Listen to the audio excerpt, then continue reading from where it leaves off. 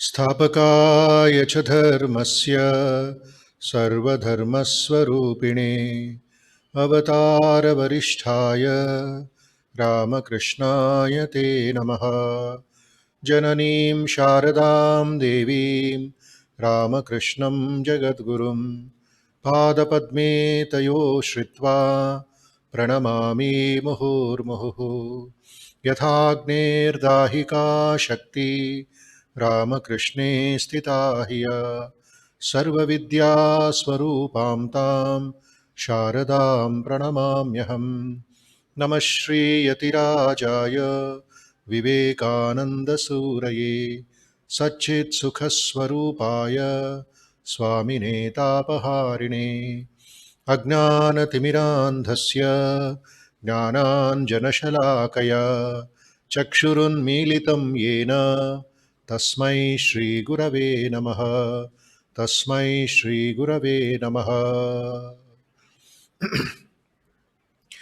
ॐ सहना भवतु सहनौ भुनक्तु सह वीर्यं करवावहै तेजस्विनावधीतमस्तु मा विद्विषावहै।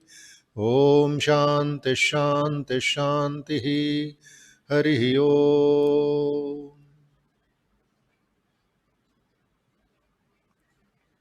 तेजोऽसि तेजोमयि देहि वीर्यमसि वीर्यं मयि देहि बलमसि बलं मयि देहि ओजोऽसि ओजो मयि देहि मन्युरसि मन्युं मयि देहि सहोऽसि सहो मयि देहि।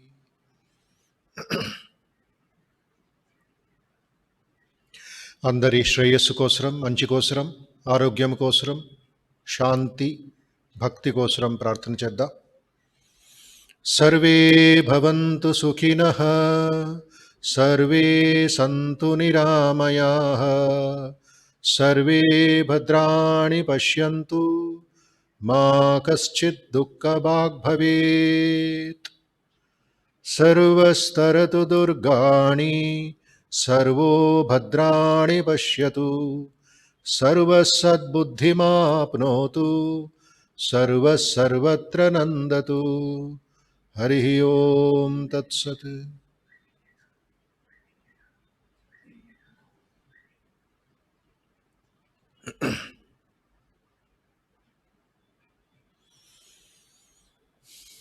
శ్రీరామకృష్ణ ధ్యాన శ్లోకాన్ని పఠిస్తాను అర్థసహితం.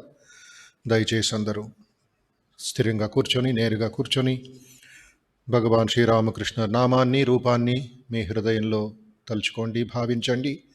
ఏకాగ్రత, శ్రద్ధ, భక్తి చాలా అవసరం. ఇంట్లో ఉండేవాళ్ళు, ఈ ప్రోగ్రామ్ చూస్తున్న వాళ్ళు, ఈ తరగతిని అటెండ్ అవుతున్న వాళ్ళు దయచేసి మీ మొబైల్ ఫోన్స్ అన్నీ ఆఫ్ చేసుకొని భక్తి శ్రద్ధతో ఏ స్థానంలో కూర్చున్నారో ఆ స్థానంలో ఉపాసన చేయండి. ఓం హృదయ కమల మధ్యే రాజితం నిర్వికల్పం సదసదఖిల భేదా అతీతం ఏకస్వరూపం ప్రకృతి వికృతి శూన్యం నిత్యమానందమూర్తిం విమల పరమహంసం రామకృష్ణం భజామః. వికారములు లేదా మార్పులు లేనివాడు, అపక్షయం, వినాశం వంటి షడ్విధ వికారాలు లేనివాడు, సదసదఖిల భేదాతీతం, సత్యమో అసత్యమో ధర్మాధర్మాలు మంచి చెడులను భేదములకు అతీతుడు, అవిభక్తుడు, ప్రకృతి కలుగజేసే మార్పులకు అతీతుడు, సదా ఆనందస్వరూపుడు, దేదీప్యమానంగా ప్రకాశించేవాడు, నిరంజనుడు, కల్మషం లేనివాడు, నా హృదయ కమలంపై కొలువై ఉన్నవాడు అయిన పరమహంస శ్రీరామకృష్ణులను ధ్యానిస్తున్నాను.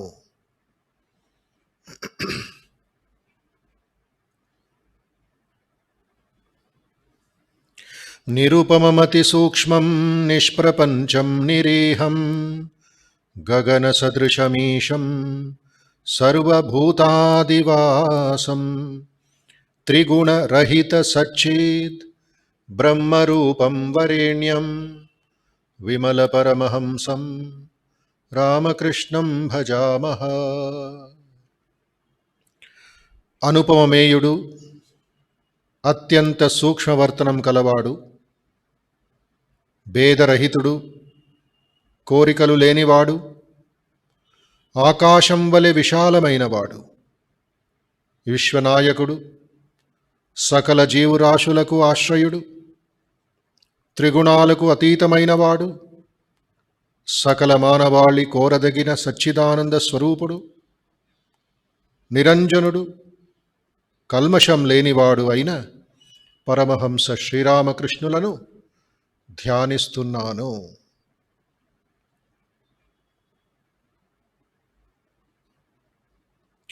వితరితుమవతీర్ణం జ్ఞానభక్తి ప్రశాంతి ప్రణయగలిత చిత్తం జీవదుఃఖాసహిష్ణుం ధృత సహజ సమాధిం చిన్మయం కోమలాంగం విమల పరమహంసం రామకృష్ణం భజామః. జ్ఞానము, భక్తి, ప్రశాంతతలను యథేచ్ఛగా అనుగ్రహించడానికి అవతరించినవాడు, ప్రేమరసపూర్ణమైన హృదయం కలవాడు, జీవుల దుఃఖాలను చూసి సహించలేనివాడు, సహజ సిద్ధంగా సదా సమాధివిష్టుడై ఉండేవాడు, చైతన్య ప్రపూర్ణుడు, కోమల శరీరుడు అయిన పరమహంస శ్రీరామకృష్ణులను ధ్యానిస్తున్నాను. విమల పరమహంసం రామకృష్ణం భజామః.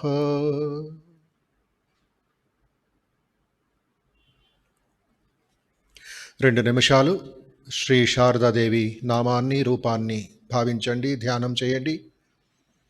హృదయ కమలం పైన శారదామాత కూర్చున్నట్లుగా భావించండి, ఆహ్వానించండి. మీ హృదయంలో, మన హృదయంలో తల్లి ప్రతిష్ఠ అవ్వాలి, తల్లి అక్కడే ఉండిపోవాలి. అప్పుడే అసలైన భక్తి, శ్రద్ధ మరియు మోక్ష మార్గం మనకి లభిస్తుంది.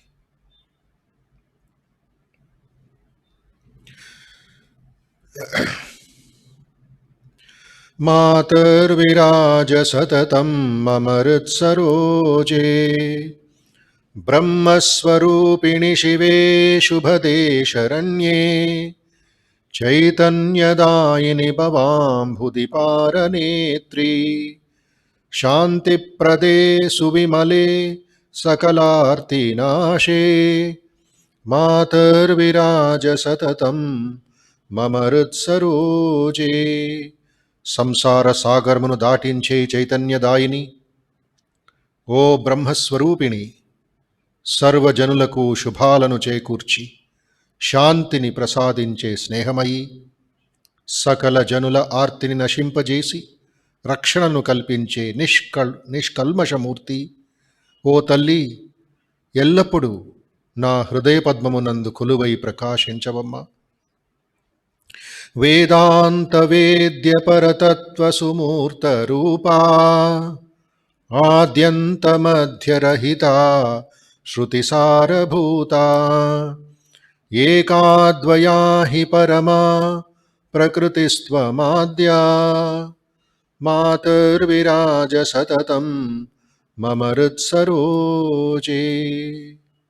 సమస్త వేదాల సారమా, మూర్తీభవించిన ఆత్మజ్ఞాన స్వరూపమా, ఆది అంతము మధ్యములు లేని వేదసార నిలయమా, సృష్టికి మూల కారణమై ఒకే అద్వయతత్వంగా భాసించే ఆదిశక్తి, ఓ తల్లి, ఎల్లప్పుడూ నా హృదయ పద్మమునందు కొలువై ప్రకాశించవమ్మా. మాతర్విరాజ సతతం మమ హృత్సరోజే.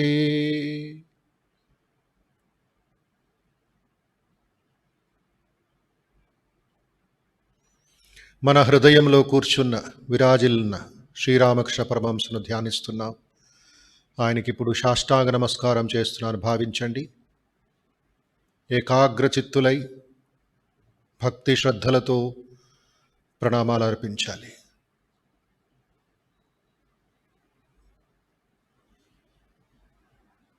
సరస్వతి, మహాలక్ష్మి, దుర్గా అయిన శ్రీమాత శారదాదేవికి ప్రణామాలు అర్పిస్తున్నాం. శ్రీరామకృష్ణులెవరో వారే శ్రీమాత శారదాదేవి. సర్వేశ్వరుడు, వీరేశ్వరుడు, మూర్తమహేశ్వరుడు, యుగాచార్యుడు అయిన స్వామి వివేకానందుల వారి పాదపద్మాలకు మనం సాష్టాంగ నమస్కారాలు చేస్తున్నామని భావించండి.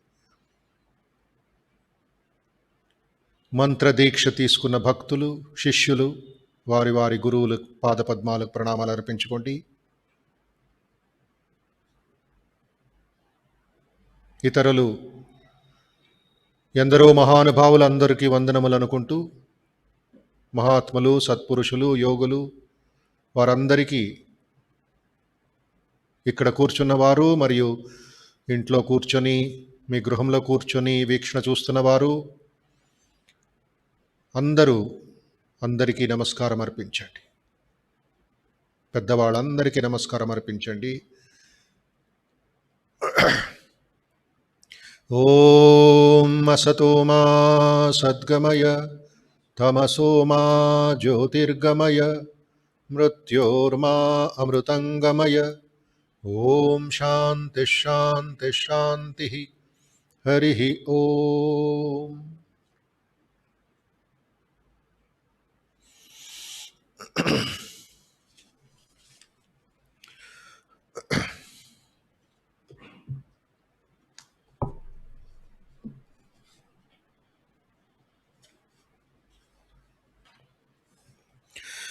భగవద్గీత పారాయణం. ముందుగా 9వ అధ్యాయం 5 శ్లోకాలు 22 నుండి 26 వరకు. 22వ శ్లోకం అనన్యాశ్చింతయంతో మాం. 26 పత్రం పుష్పం ఫలం తోయం. పుస్తకం తెరుచుకొని పుస్తకం చూస్తూ శ్లోకాలు చూస్తూ పారాయణం చేయడం మంచిది. ఎవరికి కంఠస్థమైందో వారు నేరుగా పఠించవచ్చు. వసుదేవసుతం దేవం కంసచాణూరమర్దనం దేవకీ పరమానందం కృష్ణం వందే జగద్గురుం.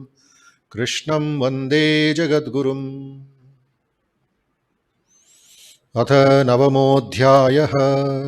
రాజవిద్యా రాజగుహ్యయోగః.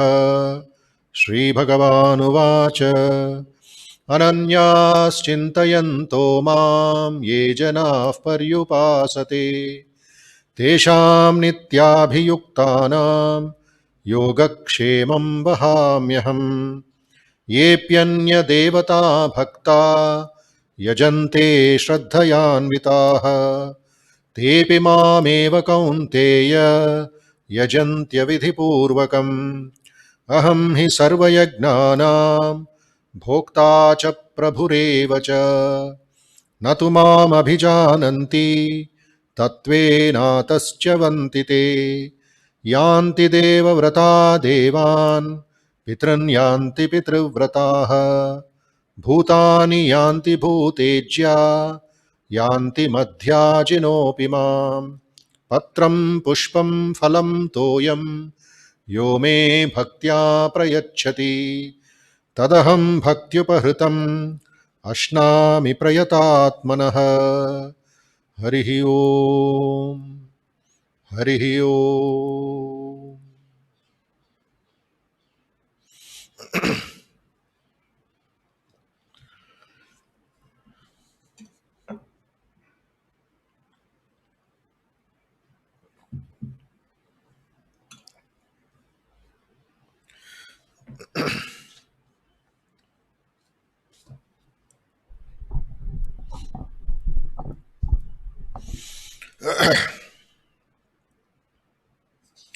గత శనివారం 20, 21 మరియు కొంతవరకు 22వ శ్లోకాన్ని అర్థం చేసుకోవడానికి ప్రయత్నించాం. భగవద్ అనుగ్రహం వల్ల తేతం భుక్త్వా స్వర్గలోకం విశాలం క్షీణే పుణ్యే మర్త్యలోకం విశంతి ఏవం త్రయీ ధర్మమనుప్రపన్నా గతాగతం కామకామా లభంతే. అక్కడికి 20, 21 శ్లోకం ఆబ్రహ్మ భువనాలోక పునరావర్తినోర్జున మాముపేత్యతు కౌంతేయ పునర్జన్మ న విద్యతే అని 8వ అధ్యాయంలో 16వ శ్లోకం శ్రీకృష్ణుడు అదే విషయాన్ని సూచించారు. ఇక్కడ మళ్ళా త్రైవిద్యామాం సోమపాః పూర్తపాప యజ్ఞైరిష్ట్వా స్వర్గతిం ప్రార్థయంతే తే పుణ్యమాసాద్య సురేంద్రలోకం అశ్నంతి దివ్యాన్ దివిదేవ భోగాన్. ఎవరెవరు ఏ భావంతో వారు విపులమైన ఆ స్వర్గంలోకంలో భోగాలను అనుభవించి పుణ్యక్షయం కాగానే మర్త్యలోకానికి తిరిగి వస్తున్నారు. ఈ విధంగా వేదోక్త ధర్మాన్ని అనుసరించే భోగపరాయణులు సంసారంలో తిరుగులాడుతున్నారు. ఇది ఒక స్థానం, ఇది ఒక గమ్యం. 90% మందికి ఈ విధమైన మనోభావం ఉంటుంది అని సూచన. ఇక్కడ తత్వాన్ని అర్థం చేసుకోకుండా సరి అయిన ఒక యోగక్షేమాల్ని అర్థం చేసుకోకుండా ఈ వేదోక్త ధర్మాలని వేదోక్త పూజల్ని వారు అనుసరిస్తూ ఉంటారు. తప్పేమీ లేదు. అయితే వారి భావము వారి గమ్యము ఆ లెవెల్లో ఆ స్థానంలో ఆగిపోయి ఉంది. అందుకే ఈ వాక్యం చాలా ముఖ్యం. ఇక్కడ క్షీణే పుణ్యే మర్త్యలోకం విశంతి, చచ్చు లోకంకి మర్త్యలోకానికి మళ్ళీ మళ్ళీ మళ్ళీ మళ్ళీ పుట్టుకొని వస్తున్నారు. దానివల్ల ఈ సంసార తాపత్రయం నుంచి వారికి మోక్షం లేదు, వారికి విముక్తి లేదు అంటున్నారు. ఒక చమత్కారమైన సంఘటన, ఎలాగ భక్తులు ఉంటారో ఎలాగ వాళ్ళ కోరికలు ఉంటాయి అనే దానికి రామకృష్ణ సంఘానికి చెందిన 12వ అధ్యక్షులు వారు అంటే శ్రీమద్ స్వామి భూతేశాంజీ మహారాజ్, వారి తర్వాత స్వామి రంగనాథాంజీ గారు రామకృష్ణ సంఘ గురువులయ్యారు. ఆ భూతేశాంజీ మహారాజ్ మేము బ్రహ్మచారులుగా ఉన్నప్పుడు ఒక చమత్కారమైన సంఘటన చెప్పేవారు దీని గురించి. ఈ కథలు, ఈ 2 శ్లోకాలు ఒక ఉద్దేశించి సురేంద్రలోకానికి వెళ్ళి మళ్ళా తిరిగి వస్తారు వాళ్ళందరూ ట్యాక్స్ కట్టేసి. ఎక్కడెక్కడ వారి ట్యాక్స్, వారి పుణ్యం ఎక్కడ ఆగిపోయిందో, ఎక్కడ వారికి ఆ బ్యాంక్ అకౌంట్ అనేది ఎక్కడ నిలిచిపోయిందో మళ్ళీ తిరిగి ఇక్కడ రావాల్సిందే, మళ్ళీ పుణ్యం కట్టుకోవాల్సిందే. మళ్ళీ వారు పై లోకాలకు వెళ్తారు, మళ్ళీ కిందకు వస్తారు, మళ్ళీ పరికి వెళ్తారు. అలాగలాగా ఈ చక్రంలోనే తిరుగుతూ ఉంటారంటారు. ఈ భక్తుల మనోభావం కూడా అలాగే ఉంటుంది అంటారు ఆయన. ఒకసారి ఒక భక్తుడు లైన్లో నించో ఉన్నాడు పాపం, గురువుగారి దర్శనం కోసం బేలూరు మఠంలో. పెద్ద లైన్, పెద్ద క్యూ. ఒక్కొక్కళ్ళు ముందుకు వస్తున్నారు, ప్రణామాలు చేస్తున్నారు, వెళ్తున్నారు. ఈ భక్తుడు మాత్రం అశ్వపూర్ణమైన భక్తుడు, కళ్ళు నీళ్ళు కారిపోతూ ఉన్నాయి. వచ్చి ఏదో సందు దొరికిందని చెప్పి లాస్ట్లో వరకు వెయిట్ చేసి ప్రెసిడెంట్ మహారాజ్ గారి సంఘ గురువు గారి సెక్రటరీ అసిస్టెంట్ స్వామి ఇంకెవరు ఉంటారో వారికి ఏదో కొంచెం పర్మిషన్ తీసుకొని సందులో దూరి మహారాజ్ పాదపద్మాలు పట్టుకొని ఇంకా వదలటం లేదు. విపరీతమైన ఏడుపు. ఎంత ఏడుస్తున్నాడంటే ఓ అని బయట వాళ్ళు ఏమైనా పెద్ద లోపల ఏమైంది అని వాళ్ళందరూ కంగారు పడ్డారు. శిష్యుల అసిస్టెంట్లు అందరూ అదే స్వామీజీ కూడా వచ్చి చూస్తున్నారు. స్వామీజీ ఏమంటలే, ఇలా ఊపారంతే, డిస్టర్బ్ చేయకండి, పాపం ఏడుస్తున్నారు. ఆయన అంటారు మాతో తమాషగా, ఆయన అనుకున్నారంట, వేలాది మంది భక్తులు వచ్చారు ఈరోజు పుణ్యదినం, ఆ వేలాది మంది భక్తుల్లో ఒక్కడైనా ఏడుస్తున్నాడే భగవత్ సాక్షాత్కారం కోసం, ఏదో ఆశీర్వాదం కోసం ఏడుస్తున్నాడే. ఆయన కూడా పాపం మురిసిపోయారు. ఏమైంది నాయన, ఏమైంది, ఏం కావాలి? స్వామీజీ, महाराज जी एक बात बताइए आप, एक बात बताइए, ఒక్క మాట చెప్పండి. సరే ఏం చెప్పాలి, ఏం కావాలి నీకు అని వారు ప్రశ్నిస్తే మీరు చెప్పండి, అవుతుంది అని చెప్పండి. అప్పుడు స్వామీజీకి ఇంకా సంతోషమైందంటే, ఈ మోక్షం కావాలేమో, పోయి సంసార తాపత్రయాల విముక్తి కావాలేమో అని అనుకొని, అసలు ఏం కావాలి చెప్పు, ఏంటి నీ ప్రార్థన, ఏడు పాప, కొంచెం మంచినీళ్ళు తాగు. బుక్ బుక్ బుక్ మని ఎక్కువ ఏడ్చిన తర్వాత ఎలా కంట్రోల్ చేసుకొని ప్రయత్నిస్తాడు, ఈయన కూడా కొన్ని నీళ్లు తాగి, మహారాజ్ పాదాలు పట్టుకున్నా ఉన్నాడు అంటాడు. మీరు చెప్తే అయిపోద్ది, మీరు ఒక్క మాట చెప్తే అయిపోద్ది. అసలు ఏమి కావాలి నాయన, ఏం విషయం అని సెక్రటరీ కూడా, ఆయన సేవకుడు కూడా చెప్తే, అప్పుడు అంట మా భార్యకి మీరు ఒక్క మాట చెప్పండి, మా భార్యకి మీరు ఒక్క మాట చెప్తే ఆవిడ మీ మాట వింటుంది. మేము మీ దగ్గర దీక్ష తీసుకున్నాం, అదొక టికెట్ లాగా, వైకుంఠానికి వెళ్ళేటప్పుడు ఫ్లైట్ టికెట్ చూపించాలి కదా, ఆధార్ కార్డు, మీ దగ్గర దీక్ష తీసుకున్నాం. సరే ఏమిటి, భార్యకి ఏమని చెప్పాలి?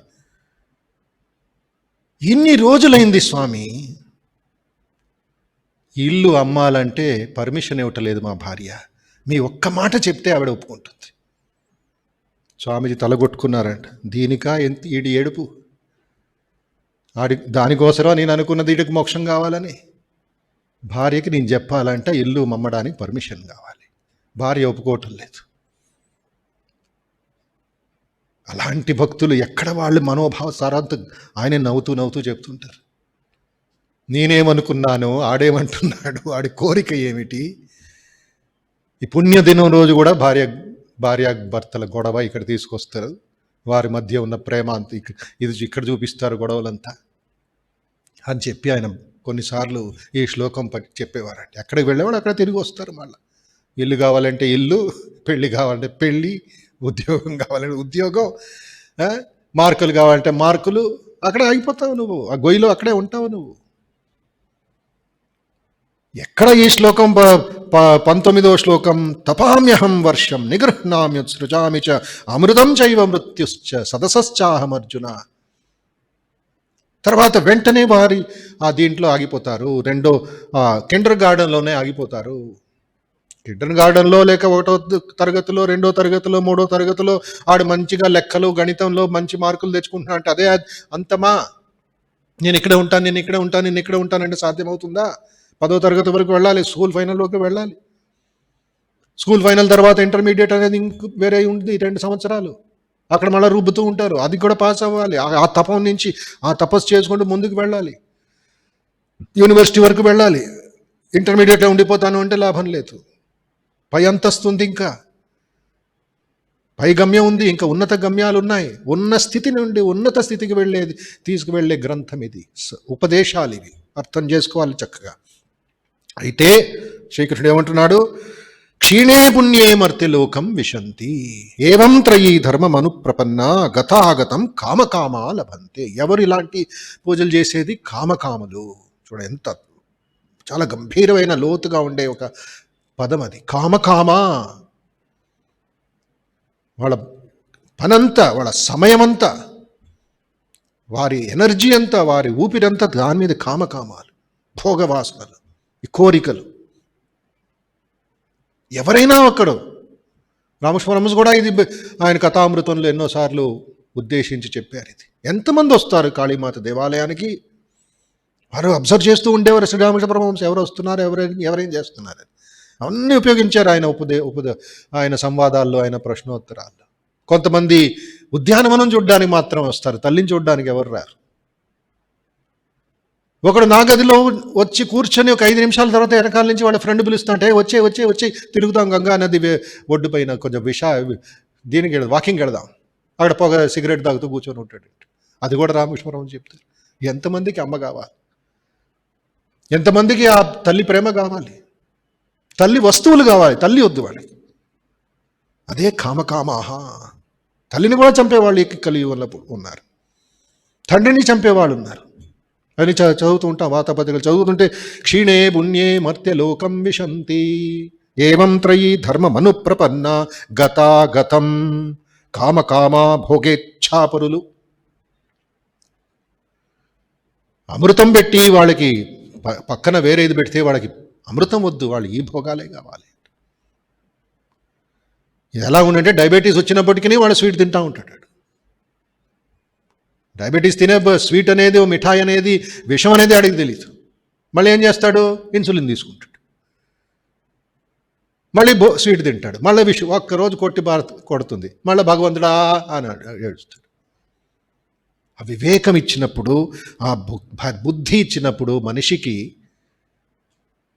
3 చాలా ముఖ్యమైన విషయాలు. ఎవరికి అది లభిస్తే వారి దైవానుగ్రహం వల్ల లభించింది అని తెలుసుకోవాల్సింది. దుర్లభం త్రైమేవైత దైవానుగ్రహ హేతుకం మనుష్యత్వం ముముక్షుత్వం మహాపురుష సంశ్రయ. 3వ శ్లోకం వివేక చూడామణిని శంకరాచార్యులు బోధిస్తారు. దుర్లభం, చాలా రేర్. ఏమిటా దుర్లభం? క్లిష్టమైన ఒక ఆశీర్వాదం ఏమిటి? ఒక అనుగ్రహం ఏమిటి? మనుష్యత్వం. చూడండి ఎంత అద్భుతమైన, కోట్లాది జన్మలైన తర్వాత అమీబా నుండి ఈ మానవ శరీరం పుట్టే మల్టీ సెల్యులార్ బీయింగ్ ఇది. ఎన్ని వేలాది కిలోమీటర్ల నరమండలాలు ఉన్నాయి, బుద్ధి ఉంది, బ్రెయిన్ పవర్ ఉంది మనకి. పశు అవస్థ నుండి, కోతి అవస్థ నుండి మానవ అవస్థకు వచ్చాం. 2 కాళ్ళు నడుచుకొని వెళుతున్న మనిషి, అడవిలో ఉండే మనిషి, క్యానిబాల్స్ అంటారు. గిరిజన ప్రాంతాల్లో ఉండే, ఇప్పుడు కూడా కొంతమంది ఉన్నారు అండమాన్ నికోబార్ ద్వీపంలో, ఎండేంజర్డ్ స్పీషీస్, చాలా తక్కువ మంది ఉన్నారు. వాడు బయట ప్రపంచమే లేదు, వాళ్ళు అక్కడే, వాళ్ళు మన పశువులే. ఎవరైనా మనిషిని చూస్తే చంపేస్తారు. అయితే ఈ జన్మ వచ్చింది మనకి, నాగరికత అనేది ఒకటి వచ్చింది, మనుష్యత్వం. ఈ పుట్టుకే ఒక మహా అనుగ్రహం అని భావించండి. సాధారణమైన జీవితం కాదు ఇది, మిస్యూజ్ చేసుకోకండి. ప్రతిరోజు అయిపోతుంది. సెప్టెంబర్ అయిపోయింది, 26వ తారీఖు ఈరోజు. 6 నెలలు అయిపోయింది కరోనా మహమ్మారి నుంచి. సమయం ఎక్కడికి పోయింది చూడండి, 6 నెలలు, హాఫ్ ఇయర్ ఓవర్. మార్చి 15వ తారీఖు ప్రారంభమైంది భారతదేశంలో ఈ లాక్డౌన్లో. ఇప్పుడు సెప్టెంబర్ ఆఖరి రోజుల్లోకి ఆఖరి వారంలోకి వస్తున్నా. ఏమి చేశామని, ఎంత చేశామని, ఎక్కడికి వెళ్ళామని, ఏమి చదివామని. మనుష్యత్వం, మనుష్యత్వం. రెండవది ఏమిటి? ముముక్షుత్వం. ఈ శ్లోకాల్లో అది కనబడదు. అది 20-21 శ్లోకాల్లో మోక్షం గురించి చెప్పటం లేదు, వాళ్ళు భోగాల గురించి చెప్తున్నారు. అక్కడికి వెళ్ళినా కూడా, సురేంద్ర లోకానికి వెళ్ళినా కూడా, ఇంద్రలోకానికి వెళ్ళినా కూడా, అక్కడ భోగాలు, అక్కడ అప్సరసులు, అక్కడ తాగులాంటి వాటిలో, అక్కడ కాక్టైల్ పార్టీ అంటారు, కాక్టైల్ పార్టీ. అక్కడ వాళ్ళకి వేరే పనులే, అక్కడేం చేస్తారు?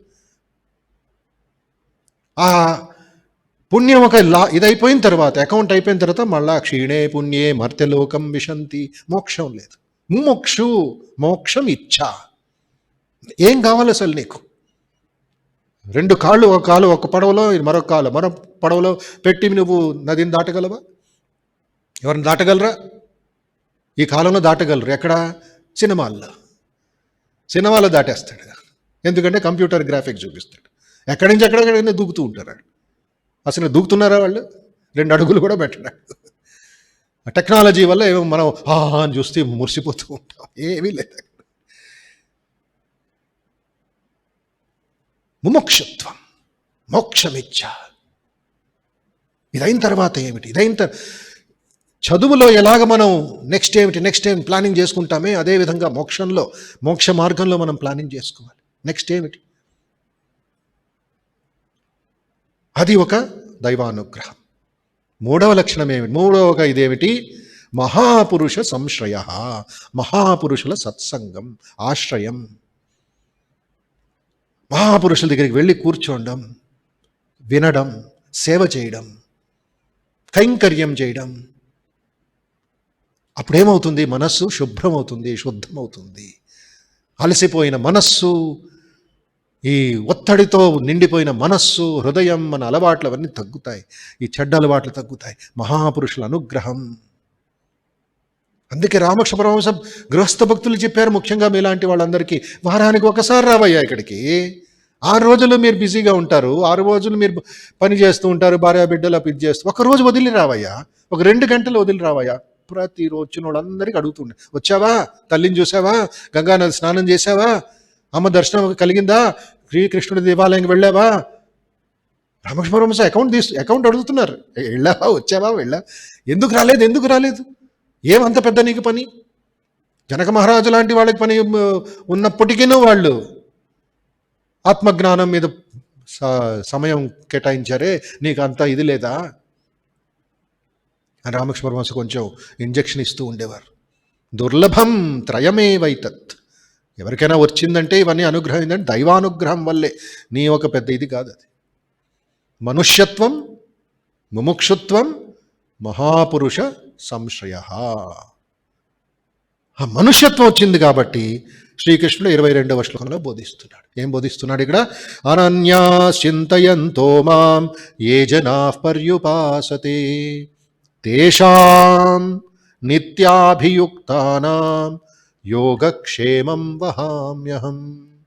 3 ముఖ్యమైన గంభీరమైన చాలా లోతుగా ఉండే అర్థభరిత పదాలను ఉపయోగిస్తున్నాడు. ఈ ఒక్క శ్లోకమే చెప్తారు, భగవద్గీత సారాంశం అంతా దీంట్లో ఉంది అని. ఏమిటది? మొట్టమొదటిది అనన్య చింత. ఇంకా వేరే చింత నాకు వద్దయ్యా. మనస్సంత భగవంతుడికి ఏకాగ్రత. నా అన్య అనన్య. తరువాత రెండవది ఏమిటి? పర్యుపాసతే. గొప్ప పదం ఇది. ఉపాసన, పర్యుపాసన. మూడవది నిత్యాభియుక్తానాం. ఈ మూడిట్లో మన స్థానం ఏమిటో, మనం ఎక్కడ ఆగిపోయామో లేదా ఎక్కడ ఉండిపోయామో, ఏమి కావాలో డిసిషన్ తీసుకోండి, డిసైడ్ చేసుకోండి. చాయిస్ క్లీన్గా ఉంది. ఇటు కామకామాలు అవుతామా లేక అనన్య చింతులు అవుతామా? భక్తి కావాలా లేక ఓన్లీ ప్రసాదం మాత్రం కావాలా? స్వర్గలోకంలో స్థానం కావాలా లేక మీ అమృతత్వాన్ని పొందాలా? ఏమంటున్నారు ఇక్కడ? అనన్య చింతయంతో మాం. ఇది చేస్తున్న వాళ్ళకి వారి యోగక్షేమాన్ని నేను చూసుకుంటాను. వారి ఇంటికి కావలసిన వస్తువులు నేను మోసుకు వెళతాను అంటాడు పరమాత్ముడు. ఎన్ని సంఘటనలు ఉన్నాయి, ఎన్ని కథలున్నాయి పురాణాల్లో కానీ, రామాయణ మహాభారతంలో కానీ, లేక రామకృష్ణ శారదా జీవితంలో కానీ. ఉదాహరణకి మనకి తక్కువ. దైవంతో సహజీవనం ఒక పుస్తకం, గృహస్థులకు సంబంధించిన పుస్తకం. మళ్ళీ అందరూ చదవాలి. చదివేశాను స్వామీజీ లాస్ట్ ఇయర్ అంటే కథ చెప్పు చూద్దాం. నీకేమది ఇదైంది చెప్పు చూద్దాం. ఏం లాభమైందో చెప్పు చూద్దాం. ఎంత గోపాలర్ తల్లిలాగా నువ్వు సాధన చేసావు చూద్దాం. గిరీష్ చంద్ర ఘోష్ లాగా ఇంకా గంగా నదిలో మునిగిన తర్వాత బయటకు వచ్చి అరిచాడంట గిరీష్ చంద్ర ఘోష్, రామకృష్ణ పరమహంస గృహస్థ భక్తుడు. ఓ గంగామాత, నాకు పుణ్యం కలగల, నీకు పుణ్యం కలిగింది నా వల్ల అంటాడు. ఎందుకయ్యా అంటే ఈ శరీరాన్ని రామకృష్ణ పరమహంస తాకారు. రామకృష్ణ స్పర్శంతో పుణ్యం పవిత్రమైంది శరీరం. అది శరీరం నీలో మునిగాను నేను. నీకు పుణ్యం, నాకు కాదు. అంతవరకు గజగాంభీర్యమైన విశ్వాసం గిరీష్ చంద్ర ఘోష్కి, కాళీపద ఘోష్కి. ఇలాంటి మహాభక్తులు రామకృష్ణ పరమహంస వారి జీవితంలో కలిశారు. వాడు సాక్షాత్ పరమాత్ముడే వాడు ముందు ఈ లీల చూపించాడు. అనన్య చింత. అనన్యా చింతయంతో మాం ఏ జనా పర్యుపాసతే. అయితే ఒక భక్తుడికి మహారాష్ట్ర దేశంలో పేదవాడు, ఇంట్లో ఒక నయా పైసా లేదు, ఒక మెతుకు కూడా దొరకడానికి చాలా కష్టపడేవాడు. అయితే అనన్య చింత చేసేవాడు. ఒకరోజు ఈ శ్లోకం మీద ధ్యానం చేసి 10 మందికి చెప్తూ ఉంటే విపరీతమైన కోపం వచ్చేసిందంటే, ఇదేమిటిది? ఏమన్నాడు ఇక్కడ? తేషాం నిత్యాభియుక్తానాం యోగక్షేమం వహామ్యహమ. నేను మోసుకొని వెళతానా? ఆయన ఇస్తాడంతే. ఆయనకి ఆయనకి మనస్సు ఇదైనప్పుడు అది వచ్చి ఏదో ప్రసాదం కింద ఇస్తాడు, అనుగ్రహిస్తాడు. ఆయన మోసుకొని వస్తున్నాడు అంటాడేంటి అని కోపం వచ్చి వహామ్యహం అనే పదం మీద 2 గీతలు వేశాడండి. కట్ చేశాడు. ఆ పదాన్ని రాసి దదామ్యహం అని రాసి పెట్టాడు. నేను మోసుకుని వెళ్తున్నా కాదు, నువ్వు ఇస్తావు, ఏదో కనుకరిస్తావు. దదామ్యహం అని మార్చేశాడండి. ఇది ఒక కథ. 2 కథలు ఉన్నాయి, చాలా చమత్కారమైన కథలు. ఈ శ్లోకం 9వ అధ్యాయం 22వ శ్లోకం. తర్వాత బయటికి వెళ్ళిపోయాడు భిక్షకి వెళ్ళి తర్వాత అటు ఆ గ్రామంలో తిరుగుతూ ఉంటే ఒక అబ్బాయి వచ్చాడండి. అందంగా, ముద్దుగా, చాలా సరళంగా ఉండే ఒక అబ్బాయి వచ్చాడు, చిన్నోడు. ఏదో మోసుకొని వస్తున్నాడు, తల మీద మోసుకొని వస్తున్నాడు. మోసుకొని వచ్చి వాళ్ళ భార్య గారు ఇంట్లో ఉంటే, అమ్మా అయ్యగారు ఇమ్మన్నారు ఇది అన్నాడంట. ఏమిటయ్యా బస్తాలు ఏముందంటే, చూడండి, మీరే చూడండి, రకరకాల పండ్లు, రకరకాల మిఠాయిలు.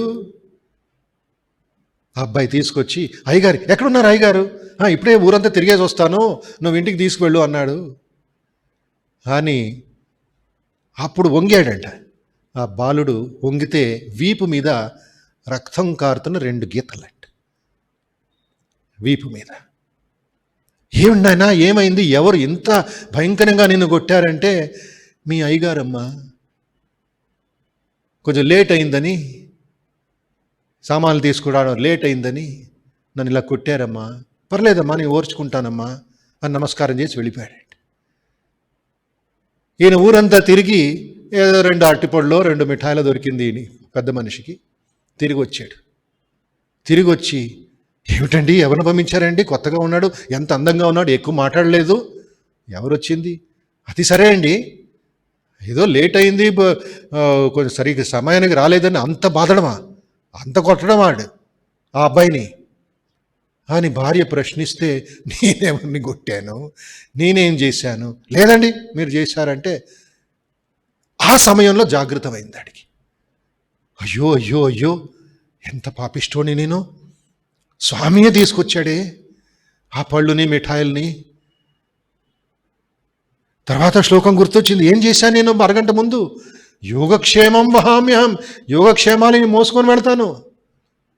ఆ స్వామి చేశాడని మళ్ళా వెళ్ళి కొత్తగా మళ్ళీ రాశాడంట, సరిదిద్దాడంట. దదామ్యహం కాదు, వహామ్యహం, అహం వహామి, నేను తీసుకువెళ్తాను, మోసుకు వెళ్తాను. ఎంత అద్భుతమైన అర్జున్ మిశ్రా అనే ఆయన పేరు. ఈ విధంగా ఎన్నో సంఘటనలు మన ఇతిహాస పురాణాల్లో సంత్ పురుషుల జీవితంలో జరుగుతూ ఉంది. 100% సత్యం ఇది.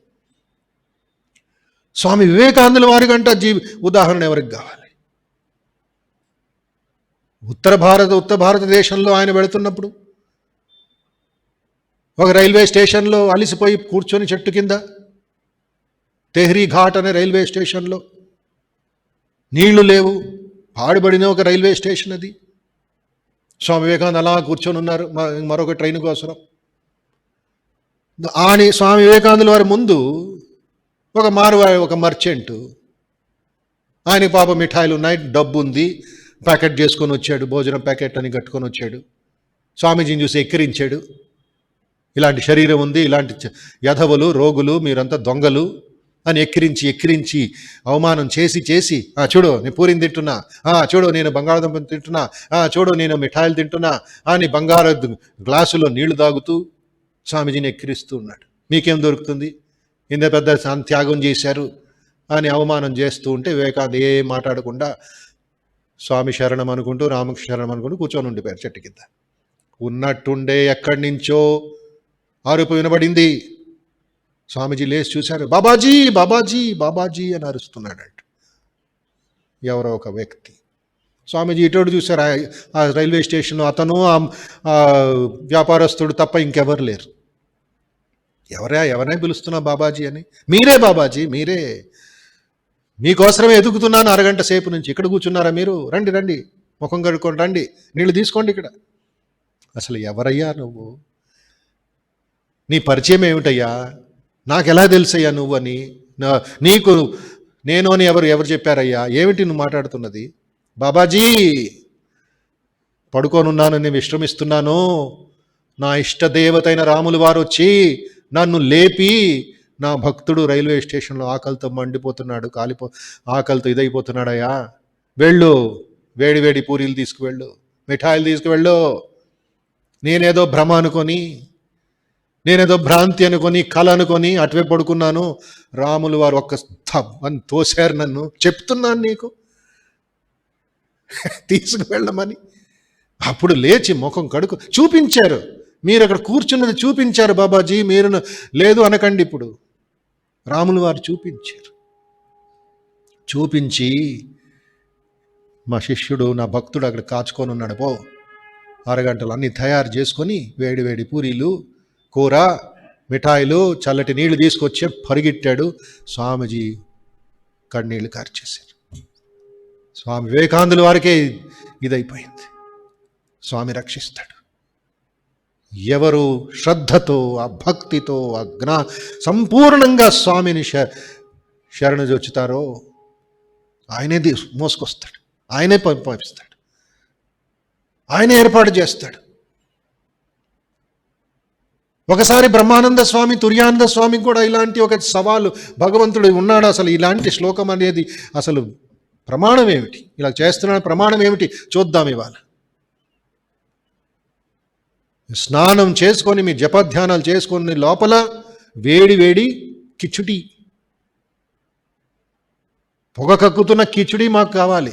చూద్దాం రామకృష్ణ పరమహంస ఏం చేస్తారో చూద్దాం. గంగానది తీరంలో ఉత్తరాఖండ్లో వీరు రామకృష్ణ పరమహంసని సవాల్ చేశారు. కూర్చొని ఉన్నారు. తరువాత అరగంట సేపులోనే వారు జపధ్యానాలై ఉపాసన అయ్యి అరగంట సేపులోనే ఒక కక్కుతున్న కిచుడీని ఒక వృద్ధుడు తీసుకొచ్చి వారి ముందు పెట్టారు.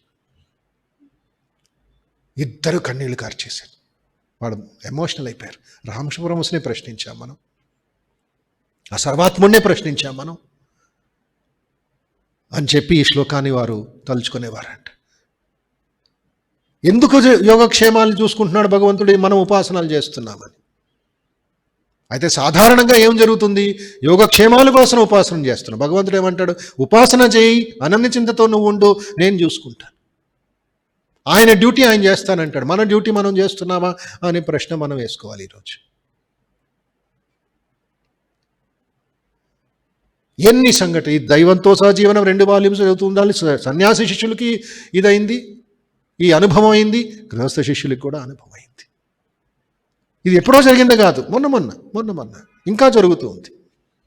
ఇంకా ఎన్నో సంఘటనలు ఉన్నాయి భక్తుల, శ్రద్ధతో ఉన్న భక్తుల జీవితంలో. ఈ భావంతో జ్ఞానస్థాయి, కర్మస్థాయి, భక్తి స్థాయిలో ఉన్నామా లేదా? అసలు ఏమిటి మనకి పట్టు, ఏది పట్టుకుంటే మనం ముందుకు వెళతాం, అది కూడా ఆలోచించాలి. అప్పుడేమవుతుంది, ఏప్యన్య దేవతా భక్తా యజంతే శ్రద్ధయాన్వితా తేపి మామేవ కౌంతేయ యజంత్య విధిపూర్వకం దురదృష్టవశాత్. అజ్ఞానం వల్ల ఏమవుతుంది, నీకంటే వేరైన దేవత లేదు కనుక ఇంద్రాది దేవతలను సేవించేవారు కూడా నీ భక్తులే, మరి వారు ఎలా తిరిగి వస్తున్నారు అని సందేహం రావచ్చు. అప్పుడు అంటున్నాడు కౌంతేయ, ఆసక్తి బుద్ధియుక్తులై అన్య దేవతలను పూజించేవారు కూడా నన్నే పూజిస్తున్నారు. ఇండైరెక్ట్ వర్షిప్ అంటారు. Direct worship, indirect worship. కొంతమంది తెలిసి పూజ చేస్తారు, కొంతమంది ఒక భావంతో, ఒక విధమైన ఇది కూడా ఆరాధనే అనే మనస్సుతో చేస్తారు. తద్వారా ఏమవుతుంది, అన్య దేవతలను పూజించేవారు కూడా నన్నే పూజిస్తున్నారు అంటాడు భగవంతుడు. కానీ వారు ఇరుక లేకుండానే మోక్షప్రాకమైన విధిరహితంగా భజిస్తున్నారు కనుక మళ్ళీ ఇహానికి వస్తున్నారు. కొంచెం వాళ్ళ మనస్సు అక్కడ ఒక లెవెల్లో ఆగిపోయింది. శ్రీకృష్ణ పరమాత్ముడు ఎవరికి పుట్టారు, దేవకీకి పుట్టారు. దేవకీ నందనం, వసుదేవ సుతం. దేవకీ పరమానందం, కృష్ణం వందే జగద్గురు మన అక్కడ అంటాం, కానీ యశోదానందనం అన్నాం. తర్వాత యశోదానందం. యశోదామాతకి శ్రీకృష్ణుని భగవంతుడు అని అంతవరకు అవగాహన లేదు ఆవిడికి.